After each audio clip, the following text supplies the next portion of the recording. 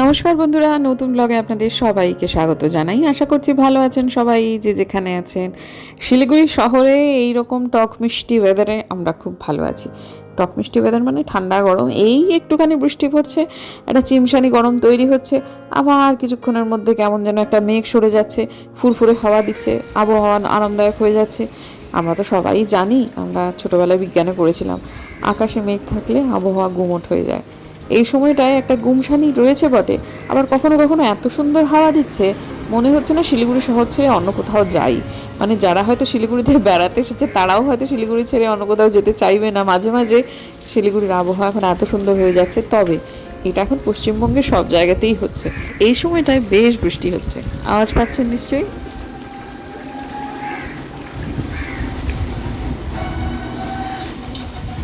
কালো মৌমাছির ভীতিটা কিছুতেই যাচ্ছে না বন্ধু, বাইরে গেলেই যদি আবার কামড়ে টামড়ে দেয়।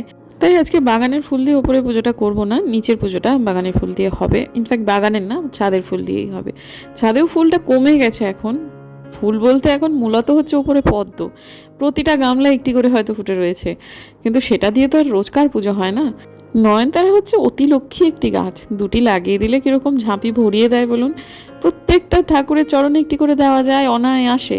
কারা কারা আমার পুরনো ব্লগ দেখেছেন এবং মনে রেখেছেন জানি না, খুব সম্ভব নয় সেটা, কিন্তু আমি মাঝে মাঝে দেখি নিজের মধ্যে কত পরিবর্তন এসছে 6 বছর আগের আমার সাথে এখনকার আমার, সেটা আমি নিজেই বুঝতে পারি। যখন বারান্দা বাগানটা চালু করেছিলাম তখন মনে হতো এই ফুল যেন কেউ না হাত দেয়, এটা নিজে নিজেই খসে পড়ে যাবে।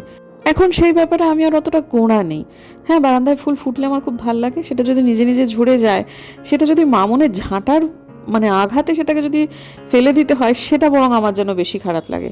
তাই এখন মনে হয় যে ফুলটা থাকতে থাকতে তুলে নিয়ে দেবতার চরণে নিবেদন করে দিই বা অন্য কিছু একটা কাজে লাগিয়ে ফেলি। মাঝখানে যেটা ছিল দেখবেন, বহু ব্লগে পুরনো বন্ধুরা হয়তো মনে করতে পারবেন, আমি বলেছি একটা ফুল ফুটলে আমার যে আনন্দ হয়, একটা ঢ্যাঁড়স ফুটলে আমার তার থেকে বেশি আনন্দ হয়। এখন আবার সেটা নেই বন্ধু, এখন ফুল গাছের প্রতি খুব ঝোঁক হয়েছে। আমি বুঝতে পারি আমার গোপালটা আসার পর থেকে আমার কিন্তু কিছু পরিবর্তন হয়েছে। এখন ফুল ফুটলে মনে হয় গোপালকে দিই।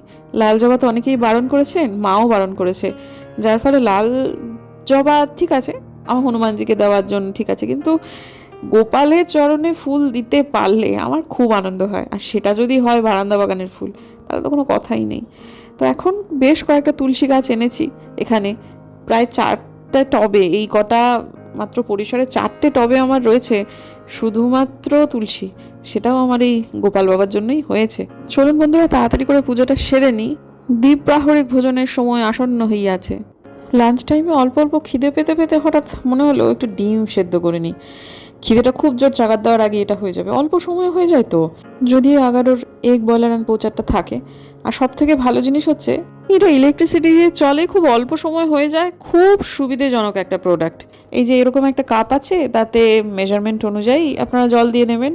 এটাতে 3 রকম বয়েলই করা যায়, শুধু বয়েল করা যায় না, পোচও করা যায়, সাথে অনেক রকম জিনিসপত্র সেদ্ধও করা যায়। তবে হ্যাঁ, ওই যে যে কন্টেনারটা দিয়ে জল মেপে দেবেন তার তলায় একটা ছুঁচলো জিনিস আছে, সেটা দিয়ে ডিমের অগ্রভাগটাকে একটুখানি ফুটো করে দিতে হবে, তারপর এরকমভাবে দিয়ে দিতে হবে।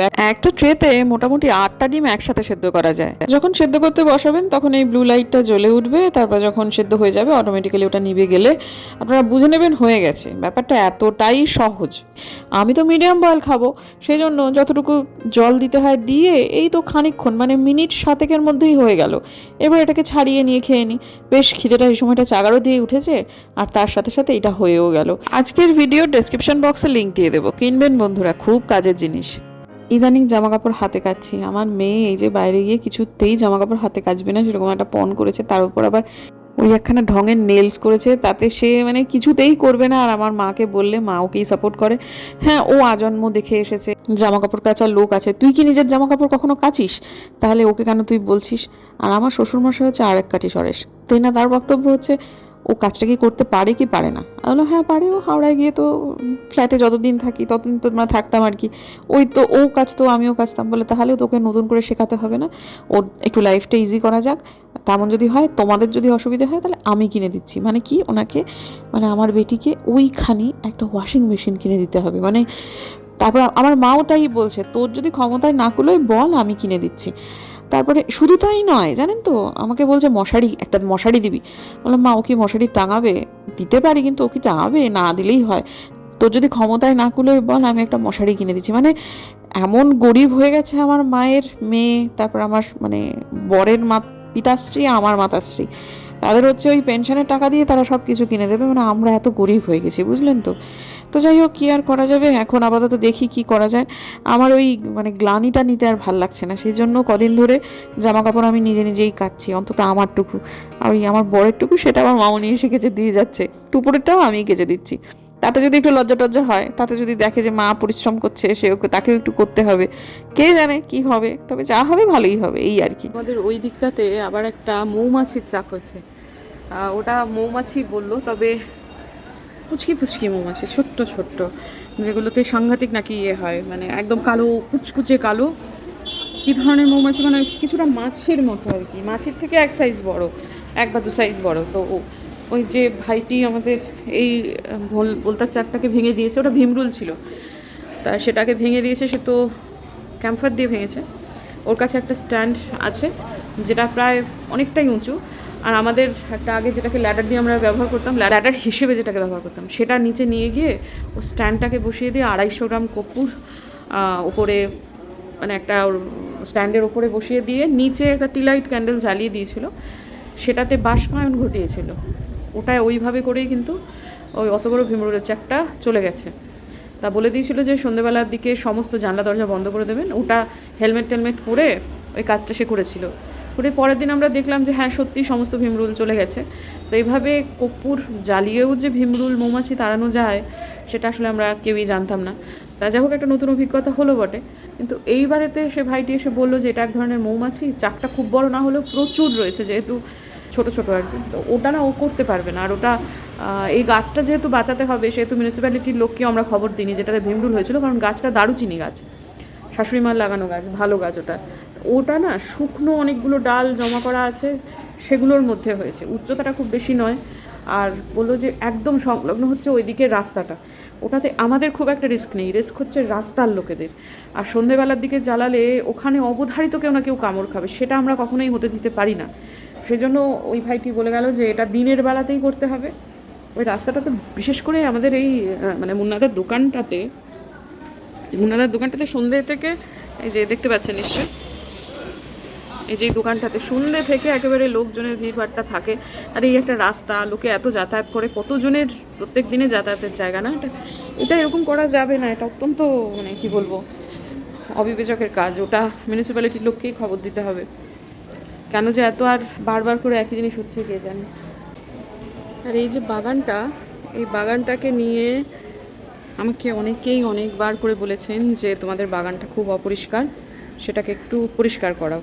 সত্যি তো তাই, কিন্তু আমরা এর ব্যাপারে পড়তে পারছি না, কারণ আমার শ্বশুরমশাই এই বাগান টাগানগুলো, এখন ওনার জগৎটাই হয়ে গেছে এই বাড়ি, এই বাগান, ব্যাস এইটুকুর মধ্যেই সীমাবদ্ধ। উনি, আমরা যে ওনাকে বলে কোনো কিছু করে যে বাবা আমরা এটা করে নেব, বা আপনি এটা ঠিক করে নিন, এটা একটু, সেটা না, ডিসিশনও উনি নেবেন। জিনিসটা নোংরা হয়ে থাকলেও ওনার যদি মনে হয় যে জিনিসটা নোংরা হয়নি, তাহলে সেটাই আসলে একটা সময় পর মানে পর্যন্ত না, আমার শ্বশুরমশাইয়ের একটা প্রকাণ্ড সামাজিক জগৎ ছিল।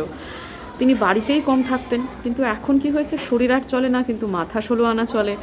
ওনার এখন জগৎটা কেন্দ্রীভূত হয়ে গেছে কেবলমাত্র বাড়িতে আর এই বাগানে।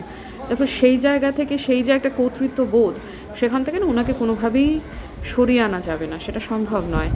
আর যখন আমাদের হাতে চলে আসবে, বাবা যদি এখন স্বেচ্ছায় ছেলেকে বলেন, আনন্দ করে বলেন যে বাবা আমি আর পারছি না, এবার তুই সামলা, তাহলে ছেলে তো করবে না, করবে সে আমাকে বলে দেবে যে তুই এবার তুমি তাহলে ব্যাপারটাকে দেখো। তখন কি করব জানেন, আমি তখন প্রত্যেক মাসে একজন করে, ওই মাস প্রতি একটা টাকা দিয়ে আমি একজন মালি রাখবো, যিনি এই বাগানের নোংরা আবর্জনা সব পরিষ্কার করবে। একটু পরিকল্পনা মাফিক বাগানটাকে ব্যবহার করা যায়। এতখানা জায়গা সম্পূর্ণ অপরিকল্পিতভাবে ব্যবহার হচ্ছে, এটা আসলে একটু এক্সপার্ট হতে হবে যারা, তাদের মানে কোনো প্রফেশনাল মালি হলেই সে কিন্তু এই কাজটা করতে পারবে। আর হয়তো বাগান পরিষ্কারের কাজটা সে হয়তো করবে মাসে একদিন, কিন্তু এমনিতে তাকে সপ্তাহে দুবার করে হয়তো আসতেই হবে, কারণ গাছের পরিচর্যা, গাছের খাবার দাবার আমার হাতে যখন আসবে ব্যাপারটা, আমার তথা আমাদের হাতে, তখন আমরা সেটা করবো। কিন্তু এই মুহূর্তে বাবার কাছ থেকে ওটা কেড়ে নেওয়া যাবে না বন্ধু। বাবা এখনও মনে করছেন উনি খুব সুন্দরভাবে ম্যানেজ করতে পারছেন, এত গাছ হয়ে গেছে, ঠিক আছে বর্ষাকালে তো গাছ হবেই, বর্ষা চলে যাক, তারপর আবার পরিষ্কার হবে। এই জিনিসগুলো থাকুক, কিছু কিছু জিনিস ছেড়ে দেওয়াই ভালো। আর তাছাড়া এখন কিছুদিনের মধ্যে হয়তো মেয়ে বাইরে একটা কোথাও বেরিয়ে যাবে, তখন আমাদেরও শিলিগুড়িতে থাকাটা কমে আসবে আস্তে আস্তে, কারণ আমাদেরও ফ্রিকোয়েন্টলি হয়তো বা কিছুদিন তো যাতায়াত করতেই হবে। তো তখন এইসবগুলো এখন বাবা সামলান উভয় পাক্ষিক, এখন এই ব্যাপারটাকে বাবার হাতে রাখাটাই ভালো। সেই জন্য আমরা এই জিনিসগুলো খুব একটা মাথা ঘামাচ্ছি না। আমি কয়েকদিন আগে একটা শর্টস দিয়েছিলাম, সেখানে বলেছিলাম যে আমার মেয়ের হোস্টেলে যাবে, আপনারা যারা অভিজ্ঞ তারা একটুখানি আমাকে জানাবেন যে কি কি প্যাকিং শুরুর দিক থেকে করে দিতে হবে। তাতে এত ভালো ভালো কমেন্ট এসেছে, আমরা অভিভূত, আমরা কৃতজ্ঞ, আপনাদের কাছেই সত্যি কথা কৃতজ্ঞ এবং ঈশ্বরের কাছেও কৃতজ্ঞ যে কোনো একদিন স্কুলে স্টাফ রুমে বসে আমার মনে হয়েছিল ব্লগিংয়ের কাজটা আমি খুব অনায়াসে করতে পারি এবং এটা করলে আমার মনে খুব আনন্দ থাকবে। ভাগ্যে সেই দিনে সেই সিদ্ধান্তগুলো নিয়েছিলাম যে এত ভালো ভালো মানুষ আমার সঙ্গে জুড়েছেন, যারা বাচ্চাদের ভবিষ্যতেও হোস্টেলে পাঠাতে পারেন সে সম্ভাবনা আছে, তারা আমার ওই শর্টসটা রেখে দেবেন নিজেদের সংগ্রহে এবং সেটা কমেন্টগুলো রেখে দেবেন। ওইটাই হচ্ছে এমন একটা শর্টস যে কমেন্টগুলো চেক করে আপনারা যেরকমভাবে আমি এখন লিস্ট করছি, আমি কিন্তু কমেন্ট চেক করছি এবং লিস্টগুলো বানাচ্ছি যে কে কমেন্টে কি বলেছে, কি নিতে হবে। বিশ্বাস করুন কমপ্লিট হয়ে যাবে লিস্ট। এত ভদ্র মানুষ, এত শুভানুধ্যায়ী আছেন আমার, তারা এত সুন্দরভাবে কমেন্ট করেছেন, এত লিস্ট পাঠিয়েছেন, এগুলোকে টাইপ করতে তাদের সময় লেগেছে। আমার শুধু কৃতজ্ঞতা শব্দটা সত্যি কথা অনেক কম বন্ধুরা, অনেক কম। আমি এর মধ্যে যে কত কি ভুলে গিয়েছিলাম, কত কি যে মাথাতেই আসেনি, পিলার, ছুরি, কাঁচি, এই সমস্ত কথাগুলো আমার মাথাতেই আসেনি। আরও কত ছোট ছোট জিনিস যেগুলো আপনারা প্রত্যেকে এত সুন্দর করে লিখেছেন। আমি কমেন্টগুলো পড়ছি, ঈশ্বরের কাছে কৃতজ্ঞতা জানাচ্ছি, নামগুলো দেখছি, তাদের কাছে কৃতজ্ঞতা জানাচ্ছি।